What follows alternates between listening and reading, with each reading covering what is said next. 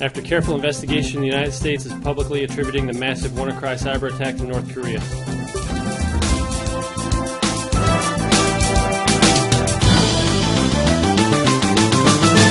Pyongyang is fired right back at Washington after the U.S. blamed North Korea for massive cyber attacks around the world.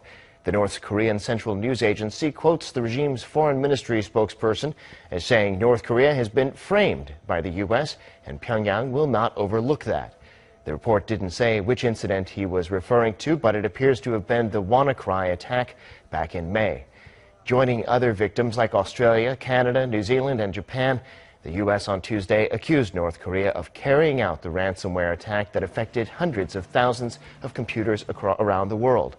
Pyongyang claimed it has no link to any cyber attack, but its military cyber unit has been proven responsible for multiple cases. Dangerous cyber attack known as WannaCry spread rapidly and indiscriminately across the world. The malware encrypted and rendered useless hundreds of thousands of computers in hospitals, schools, businesses, and homes in over 150 countries. While victims received ransom demands, paying those demands did not unlock their computers. This was a careless and reckless attack. It affected individuals, industry, governments, and the consequences were beyond economic. The computers affected badly in the UK, and their healthcare system put lives at risk, not just money. We do not make this allegation lightly. We do so with evidence, and we do so with partners. Other governments and private companies agree. The United Kingdom, Australia, Canada, New Zealand, and Japan have seen our analysis, and they join us in denouncing North Korea for WannaCry. Commercial partners have also acted. Microsoft traced the attack to cyber affiliates of North Korean government, and others in the security community have contributed their analysis. The stability of the Internet and the security of our computers is vital to free and fair trade and the fundamental principles of our liberty. And accountability and cooperation are the cornerstone principles of our cybersecurity strategy. North Korea has acted especially badly, largely unchecked for more than a decade. Many of you have reported on that. Its malicious behavior is growing more egregious, and stopping that malicious behavior starts with this step of accountability. The attribution is a step towards holding them accountable, but it's not the last step. Addressing cybersecurity threats also requires governments and businesses to cooperate to mitigate cyber risk and to increase the cost to hackers by defending America. The U.S. will lead this effort. President Trump has rallied allies and responsible tech companies around the free world to increase the security and resilience of the Internet. Cooperation between industry and good governments will bring improved security, and we can no longer afford to wait. We applaud our corporate partners, Microsoft and Facebook especially, for acting on their own initiative last week without any direction by the U.S. government or coordination to disrupt the activities of North Korean hackers. Microsoft acted before the attack in ways that spared many U.S. targets. Last week, Microsoft and Facebook and other major tech companies acted to disable a number of North Korean cyber exploits and disrupt their operations as the North Koreans were still infecting computers across the globe. They shut down accounts the North Korean regime hackers used to launch attacks and patched systems. I'm extremely proud of the hard and dedicated work of the intelligence services and cybersecurity professionals, and I'm very happy today to have one of the finest with me. I'd like to introduce Jeanette Manfra, Assistant Secretary for Cybersecurity and Communications at DHS. I call today, and the President calls today on the private sector to increase its accountability in the cyber realm by taking actions that deny North Korea and the bad actors the ability to launch reckless and destructive cyber acts. As responsible U.S. companies join us in this cooperation, it will fall to Jeanette and her leadership team, Chris Krebs, Secretary Nielsen. They are in charge, literally, of coordinating the operations that will protect us. As we make the Internet safer, we will continue to hold accountable those who harm us or attempt to threaten us, whether they act alone or on behalf of criminal organizations or hostile nations. With that, I turn it over to Jeanette. Thank you. Thank you, sir. At DHS, cybersecurity is a core mission of ours. And just like preventing terrorism or responding to hurricanes and wildfires, it is a shared responsibility between government, industry, and the American people. WannaCry is a great example of how this partnership works. It began on May 12th, the Friday before Mother's Day, We first learned that something unusual was happening from our partners in the Asia-Pacific region. As the malware traversed the globe, we received information from our partners in Europe. As the day went on and the National Health Service in the UK was impacted, we knew we were dealing with a serious issue and began to activate our domestic industry partnership. By mid-afternoon, I had all of the major internet service providers either on the phone or on our watch floor sharing information with us about what they were seeing globally and in the United States. We partnered with the Department of Health and Human Services to reach out to hospitals across the country to offer assistance. We engaged with federal CIOs across our government to ensure that our systems were not vulnerable. I asked for assistance from our partners in the IT and cybersecurity industry, and by 9 p.m. that night, I had over 30 companies represented on calls, many of whom offered us analytical assistance throughout the weekend. By working closely with these companies and the FBI throughout that night, we were able to issue a technical alert publicly that would assist defenders with defeating this malware. We stayed on alert all weekend, but were largely able to escape the impacts here in this country that other countries experienced. In many ways, WannaCry was a defining moment and an inspiring one. It demonstrated the tireless commitment of our industry partners, a moment that showed how the government and private sector got it right, that our preparation, our investments in cybersecurity, keeping our systems up to date, and sharing information paid off. Although the WannaCry attack demonstrated our national capability to effectively operate and respond, we cannot be complacent. We are seeing increased activity and sophistication from both nation-states and non-state actors. In many instances, these are the same adversaries we have faced in the past. They're just now operating in a different space. Most devices are connecting to the internet, which broadens the threat landscape and compounds the challenge for security practitioners. And there is no sign of these trends abating in the years to come. This is why cybersecurity continues to be one of the most significant and strategic risks to the United States. In addition to broadening the threat landscape, we see some gaps between what an entity might consider adequate security for themselves or their sector and what is in the public's interest. The American people depend upon critical services and functions such as electricity, a stable financial system, and dependable communications, all things that enable our modern way of life. Many of these are run by the private sector. Therefore, in order to ensure the security of these services and functions, we rely heavily on public-private collaboration. This collaboration is entirely voluntary and provides companies with strong liability and privacy protections should they participate. To ensure adequate security in the private sector, DHS plans to move beyond only offering voluntary assistance to more proactively becoming the world leader in cyber risk analysis and intervening directly with companies when necessary. Specific to North Korea, we have issued technical alerts to assist network defenders in understanding the types of malware that they are using and urge them to remove them from their systems so that they cannot continue to have access to our infrastructure. As we learned during the WannaCry attack, these incidents can have life-threatening consequences. So how did we get here? The Internet was engineered for interoperability, trust, and openness. Innovation and automation equals efficiency and cost savings. But oftentimes, the cost of security, which is too commonly an afterthought or bolted on aftermarket. Attackers only have to be right once, but defenders have to be right all the time.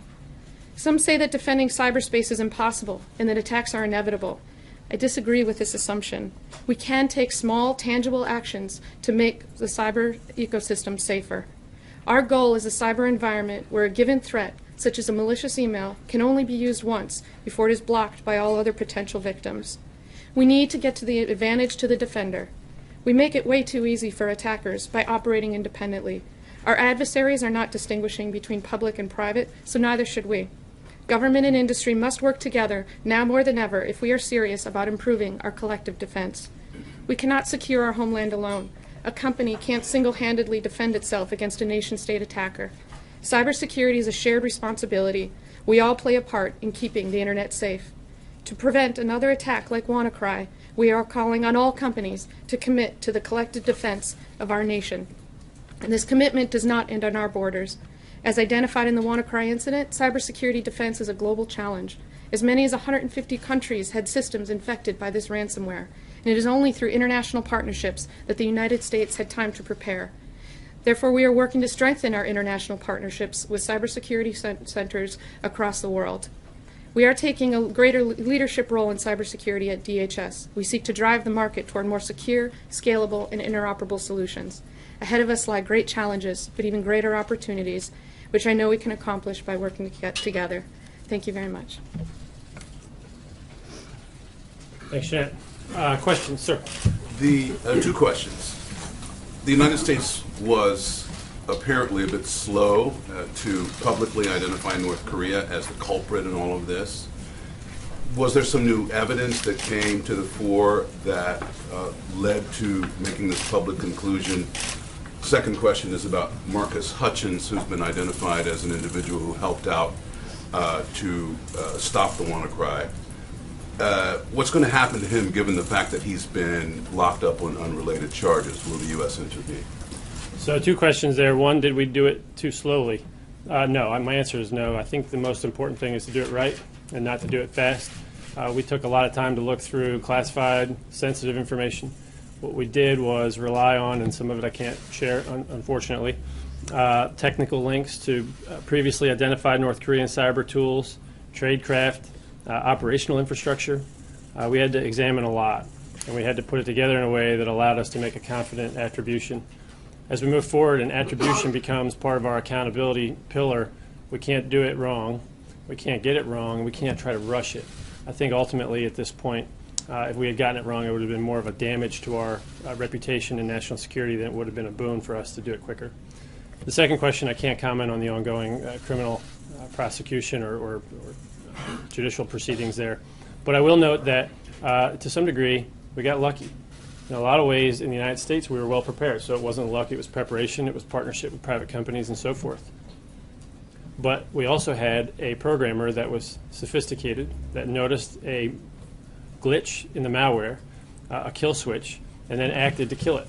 He took a risk, but it worked, and it caused a lot of benefit. So we'll give him that. Next time we're not going to get so lucky. So what we're calling on here today is an increased partnership and an increased rapidity and routine speed of sharing information so that we can prevent patient 0 from being patient 150. Sir, no. Yeah, you said that cyber affiliates within the North Korean government were responsible for this. North Korea is a fairly reclusive country. How do you believe generally that their cyber operations and their hacking operations work? How does that all piece together in your mind from what you've been able to entail? And secondly, you talk about wanting the private sector to do more. What do you mean exactly? What do you want to see out of the private sector? Yeah. So the difficulty in attribution is often to figure out who was operating the keyboard and on whose behalf. And so those are the two biggest challenges. People operating keyboards all over the world on behalf of a North Korean actor can be launching from places that are not in North Korea. And so that's one of the challenges behind cyber attribution. We're comfortable in this case, though, that it was directed by the government of North Korea. We're also comfortable in saying that there were actors on their behalf, intermediaries, carrying out this attack, and that they had carried out those types of attacks on behalf of the North Korean government in the past. And that was one of the tradecraft routines that allowed us to reach that conclusion. That said, how they operate is often a little mysterious. If we knew better with perfect knowledge, we would be able to address the North Korean problem with more clarity. And part of the larger strategy of increased pressure on North Koreans is to get them to change that behavior. I mean, my observation, they've got some smart programmers. It's a real shame that their government's leading them down the use of that in the wrong direction.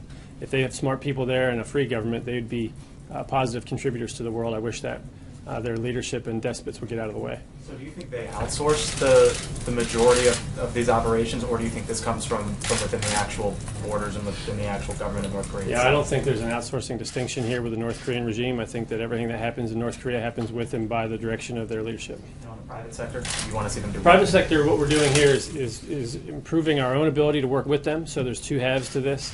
Remember that what they do is they report to us all the targeted attack vectors that they're seeing. We put it together and share it back out with everybody. So if you're receiving a phishing attack and you report it to us, we can notify the whole country to be on the lookout for that. So we want them to increase their sharing of information with us. And then as we move forward and become more sophisticated in this administration, we're going to ask them to look into sharing more technical information on how they're architected and where their exposure points are so that we can get a better strategic view of defending ourselves. Sure. Tom, the purpose of ransomware is to raise money. So do you have a sense now of exactly how much money the North Koreans raised as a result of this? And do you have any idea what they did with the money? That is, did it go to fund the nuclear program? Did it go just to the regime for its own benefit? Or where did that money go? Yeah, it's interesting, right? There's two conundrums here. First, we don't really know how much money they raised, but they didn't seem to architect it in the way that a smart ransomware architect would do so. They didn't want to get a lot of money out of this. If they did, they would have opened computers if you paid. Once word got out that paying didn't unlock your computer, the payment stopped. And so I think that in this case, this was a reckless attack, and it was meant to cause havoc and destruction. The money was an ancillary side benefit. I don't think they got a lot of it. Two things. First, Tom, what is the consequence for this? What is, I understand that we have to have a collective defense of our nations now. What is the consequence to North Korea for doing this? Well, at this point, North Korea has done everything wrong as an actor on the global stage that a country can do. And President Trump has used just about every lever you can use, short of starving the people of North Korea to death, to change their behavior. And so we don't have a lot of room left here to apply pressure to change their behavior. It's nevertheless important to call them out, to let them know that it's them and we know it's them. And I think at this point, some of the benefit that comes from this attribution is letting them know that we're going to move to stop their behavior. It also allows us to galvanize, back to the question previously, the private sector. In this case, the private sector also acted. Facebook took down accounts that stopped the operational execution of ongoing cyber attacks, and Microsoft acted to patch existing attacks, not just the WannaCry attack initially. So this is allowing us to call on all like-minded and good, responsible companies to stop supporting North Korean hackers, whether they're operating in North Korea or elsewhere. And it's secondarily an opportunity for us to call on the other countries in the region that were affected to mobilize them to stop that same behavior. Often North Koreans can travel outside of North Korea to hack, or they can rely on people outside the country with better access to the internet to carry out this malicious activity. And we need other countries, not just other companies, to work with us. So then to follow up on this, it seems like there's a different handling of different intelligence assessments. First on North Korea, there's an elaborate rollout here today where you're calling out North Korea by name for its cyber activities. But take Russia, for example, for interfering in the U.S. election. Why hasn't there been a similar rollout like this to call Russia out for its activities? I'm not sure this is all that elaborate, but I'll tell you that there was. I think President Obama called him out. And I think for what it's worth and underreported, President Trump not only continued the national emergency for cybersecurity, but he did so himself and sanctioned the Russians involved in the hacks of last year. And so, I think that was the appropriate act. I think he's continued that for another year, and will probably continue it for the year after that. Have all the sanctions been implemented? This was the continuation of the national emergency with respect to significant malicious cyber-enabled activities. President Trump continued that national emergency pursuant to the International Emergency Economic Powers Act to deal with the unusual and extraordinary threat to the national security, foreign policy, and economy of the United States.